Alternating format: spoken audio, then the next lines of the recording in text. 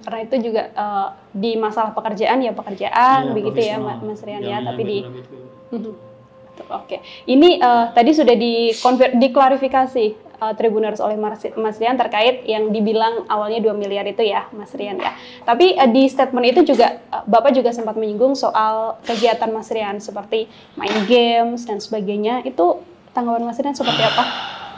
Mas Rian Mahendra ini entah kalian percaya atau tidak, saya ini nengguk alkohol nggak pernah, saya nyentuh narkoba nggak pernah, bahkan sampai detik ini saya nggak pernah yang namanya nginjekin kaki saya di karaokean di mana-mana, di tempat-tempat ya seperti itulah.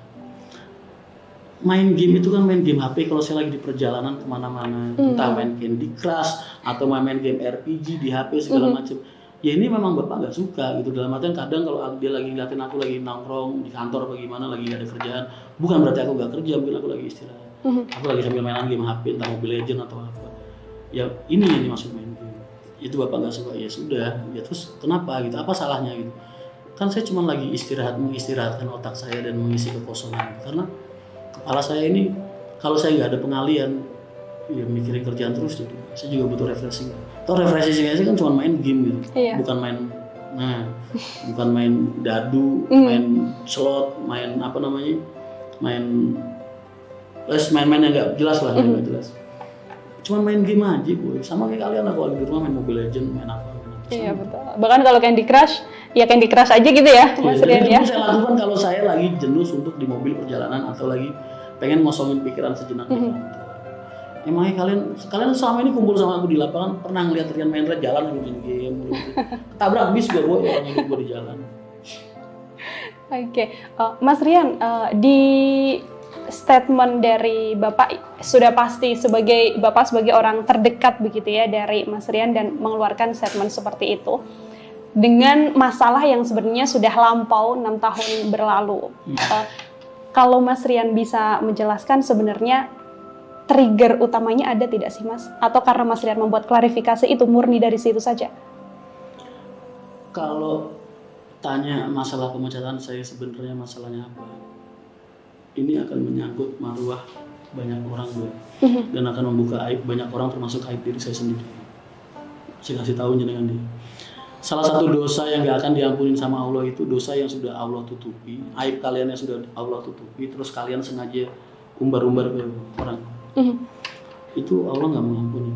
Makanya andai kata mereka mau bikin pernyataan silakan dari pihak mereka saja. Kok seandainya ada ulama mungkin ulama nasional yang mau nanggung ya dosa saya akibat klarifikasi saya yang menyebabkan timbulnya aib yang ada di keluarga saya atau di marwah keluarga saya, marwah kehormatan Bapak atau siapapun yang ada di dalamnya. Kalau ada ulama yang berani nanggung dosa itu, saya akan ceritakan dan saya tunjukkan semua bukti. Saya ceritakan dari awal, dari A sampai Z, termasuk bukti-bukti yang saya miliki. Tapi selaginya nggak ada yang berani. Ya maaf, silakan kalian hujat Rian Mahendra aja nggak apa-apa. Saya hanya akan terlihat buruk di mata kalian, bukan di mata Allah. Itu aja. Oke. Setelah pemecatan begitu Mas Rian di 22 Juni. Artinya Mas Rian kan juga bekerja dengan banyak tim, ada banyak orang yang mungkin bekerja sama dengan Mas Rian. Ketika memang teman-teman dari PH Haryanto sendiri, ketika Mas Rian sudah resmi untuk tidak bergabung lagi, apa respon mereka Mas? Kalau aku nanya ntar aku jualan kecap. Gimana kalau sampai ntar pas pulang, mampir ke garasi atau mampir kemana, tapi mukanya di blur ya tolong ya. Karena kalau ada supir kesini aja udah langsung ada yang neror, pengen dipecat segala macam main. Makanya ntar kalau sampai tanya kru di jalan atau gimana, atau tanya agen, tapi tolong muka mereka blur biar selamat ya. Tanya gimana rasanya setelah masa ini ada atau segala. Aku nggak membanding-bandingkan manajemen yang sekarang dengan manajemen yang dulu.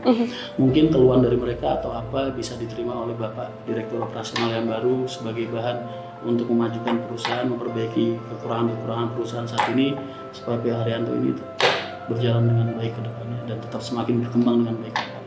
Oke. Tapi tidak ada yang kemudian langsung curhat atau mendatangi Mas Rian gitu setelah insiden? Banyak. Banyak. Tapi ya itu tadi demi keselamatan mereka karena mereka juga masih butuh kerjaan. Betul. Sebaiknya hal itu nggak saya ungkap dan nggak saya kasih tahu.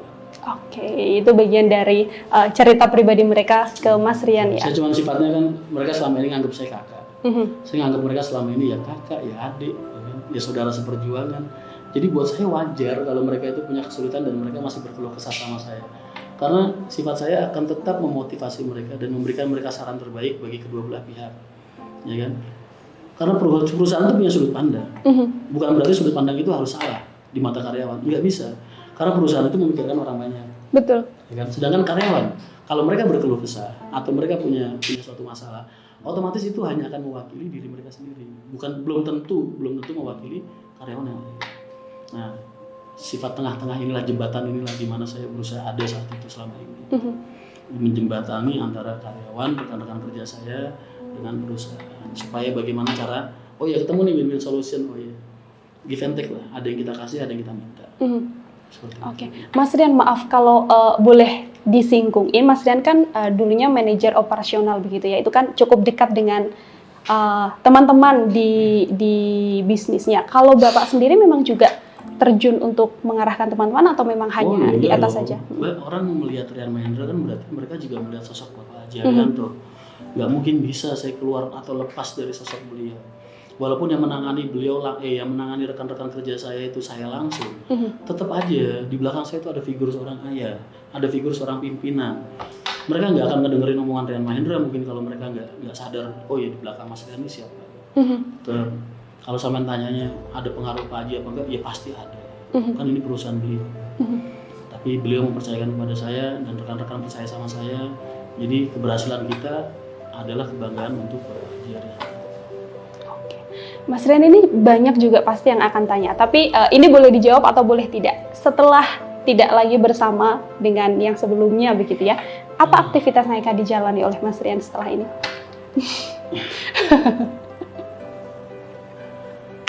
Saya berusaha nyari kerja, alhamdulillah kemarin sejak video itu keluar, video klarifikasi saya keluar. Jadi